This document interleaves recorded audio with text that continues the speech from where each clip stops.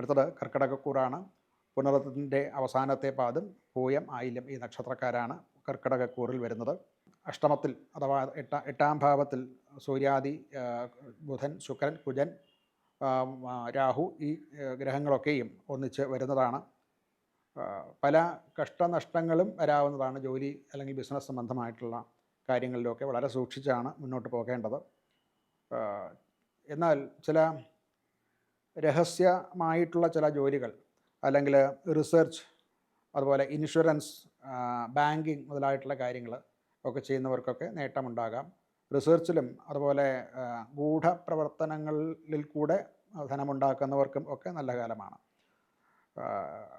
Office രാഷ്ട്രീയം അല്ലെന്നുണ്ടെങ്കിൽ തങ്ങളുടെ മേഖലയിൽ പെട്ടവരുമായിട്ടുള്ള ഇടപെടലുകളിൽ വളരെ ശ്രദ്ധിക്കേണ്ട കാര്യമാണ്. അത് വളരെ ജാഗ്രതയോടുകൂടി കണ്ടില്ല എന്നുണ്ടെങ്കിൽ ചില സംഘർഷങ്ങളും ഒക്കെ ഉണ്ടാകാൻ സാധ്യതയുണ്ട്. ധനസംബന്ധമായിട്ട് വരുമാനം ഉണ്ടെങ്കിലും ചില അപ്രതീക്ഷിതമായിട്ടുള്ള ചിലവുകളും വന്നു ചേരാൻ സാധ്യതയുണ്ട്. എന്നാൽ പഴയ കുടിശ്ശിക തീർക്കാനും ഈ സമയം അനുകൂലമാണ്. ആരോഗ്യപരമായിട്ട് ഉറക്കക്കുറവ് ഉണ്ടാകാം. അതുപോലെ വയറ് സംബന്ധമായിട്ടുള്ള ചില രോഗങ്ങളും അസിഡിറ്റി മുതലായിട്ടുള്ള കാര്യങ്ങളും ഈ സമയത്ത് ശ്രദ്ധിക്കേണ്ടതാണ്. കുടുംബത്തിൽ ഭാര്യ, മക്കൾ, അച്ഛനമ്മമാർ ഇവരോടുമൊക്കെ പെരുമാറുമ്പോൾ വാക്കുകളിൽ വളരെ സൂക്ഷ്മത എടുക്കേണ്ടതാണ്.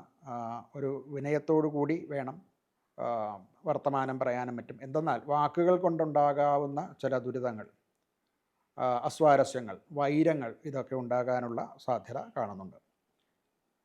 പരിഹാരമായിട്ട് ശിവന് അഭിഷേകം, ധാര മുതലായിട്ടുള്ളവ ചെയ്യുക. അതുപോലെ ജലം സംബന്ധിച്ച് ഉള്ള പ്രവർത്തനങ്ങൾ അഥവാ ദാനങ്ങളോ അഭിഷേകങ്ങളോ ഒക്കെ ചെയ്യുക മുതലായിട്ടുള്ള കാര്യങ്ങളൊക്കെ നല്ലതാണ്.